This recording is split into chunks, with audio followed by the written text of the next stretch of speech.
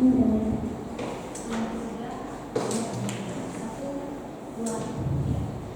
malam kepada dewan juri yang terhormat dan kepada saudara-saudari saudara yang berbahagia. Sekian untuk nama budaya. Perkenalkan, nama saya Fatina Valeri. Saya mewakili Vimana Chandra Alama untuk mengikuti lomba drama Lesana pada saat ini. Topik yang akan saya bahas yaitu menghindari berita hoax di era digital. Teman-teman, apakah tahu apakah ini? Ya, ini sebuah jempol. Sebuah jempol yang dimana sebuah jari yang bisa membawakan kita mendapatkan karma baik sekaligus di waktu yang bersamaan mendapatkan karma buruk. Di zaman sekarang, tentunya kita tidak asing dengan yang namanya smartphone. Smartphone ini sangat bermanfaat dan membantu kita di dalam kehidupan kita sehari-hari. Tidak jauh dari kata smartphone, tentunya kita akan mengenal dengan yang namanya sosial media. Sosial media ini seperti Facebook, Instagram, YouTube, Twitter, TikTok, dan lain sebagainya. Di sini saya akan menggunakan contoh aplikasi TikTok. Contohnya ada seperti ini.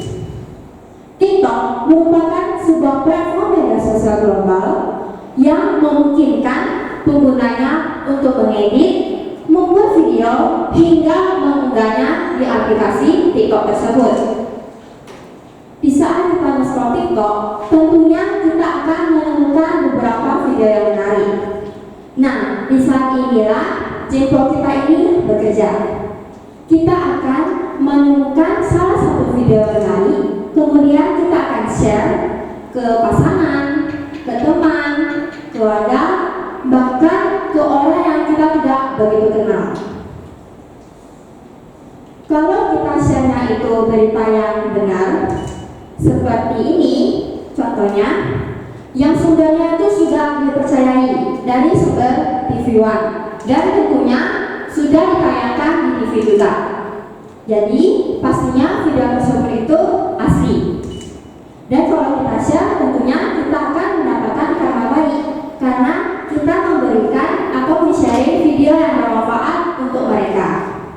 Bagaimana dengan yang sebaliknya, yaitu kita share atau kirim yang video hoax seperti ini, yang sumbernya itu bahkan kita tidak ketahui, seperti ini. Bahkan ceritanya pun karangan. Jadi ini dianggap berita hoax. Kalau kita share, tentunya kita akan mendapatkan karma buruk. Karena berita hoax ini di pandangan kita diibaratkan seperti bicara wajah ataupun ucapan yang salah. Ucapan yang salah ini sangat memberikan kita banyak dampak negatif di dalam kehidupan sehari-hari. Contohnya, merusak reputasi seseorang ataupun memperusak hubungan seseorang, dan banyak sekali dampak negatif yang kita bisa dapatkan karena ulahnya bicara wajah. Baik, di sini saya ada dua contoh berita hoax yang tentunya itu nyata terjadi.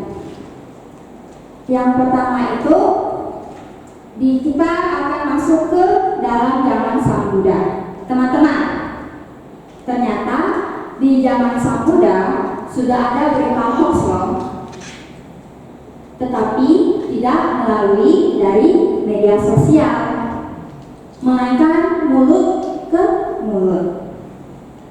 Jadi ada seorang wanita yang bernama Cinca Mandawika yang disuruh oleh seseorang yang tidak menyukai Sang Buddha di saat kala itu. Kemudian ia pun diberi upah untuk memfitnah Sang Buddha.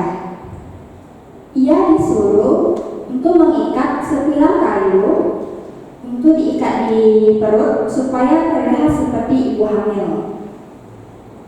Nah, di saat itu juga ia pun memfitnah Sang Buddha bahwa Sang Buddha itu merupakan ayah dari bayi tersebut. Namun kebenaran itu tidak bisa disembunyikan ya teman-teman.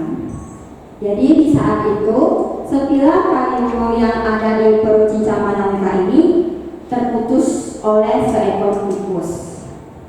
Nah, karena kejahatannya ini terbongkar dan ini merupakan salah satu kejahatan yang sangat keji pada masa itu karena memfitnah Sang Buddha.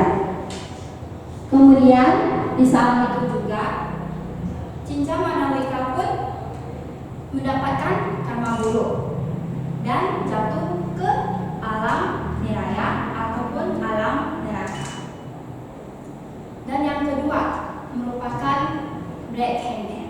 Black campaign ini merupakan strategi di mana seseorang seperti politikus, pengusaha ataupun orang yang biasa seperti kita untuk memfitnah, menyebarkan berita hoax kepada lawan kita ataupun orang yang kita tidak begitu sukai. Contohnya itu ada perusahaan A yang menjual produk skincare, kemudian ia pun mengetahui bahwa ada perusahaan lain yaitu perusahaan B menjual produk skincare juga. Nah, karena perusahaan A ini tidak terima, merasa iri dengki, ya, ia pun memulai rencana jahat kepada perusahaan B. Ia pun memulai memfitnah perusahaan B di media sosial, seperti menuduh bahwa perusahaan B itu produk skincare-nya itu tidak BPOM atau yang bisa kita sebut tidak halal. Dan juga bahan-bahan dari skincare-nya itu juga berisi air keran ataupun bahan yang ada kimianya. Nah, karena netizen-netizen ini sangat mudah dibohongi, mereka pun gampang sekali mempercayai fitnaan perusahaan A. Kemudian perusahaan B pun dihujat habis-habisan dan mereka pun tidak ingin membeli produk skincare perusahaan B. Nah, kemudian kita sebagai umat Buddha yang bijak, marilah kita menjadi filter, bukan menjadi corong. Biarlah berita hoax ini hanya jatuh di tangan kita, tidak berlanjut di tangan orang lain. Demikian dhamma desana yang dapat saya sampaikan. Saya ucapkan terima kasih. Semoga dhamma desana ini bermanfaat untuk kita semua. Sekian ke Namo Buddhaya. Peserta nomor undi keempat selesai dalam waktu 7 menit 36 detik. Tidak kurang dan tidak lebih dari waktu yang telah ditentukan.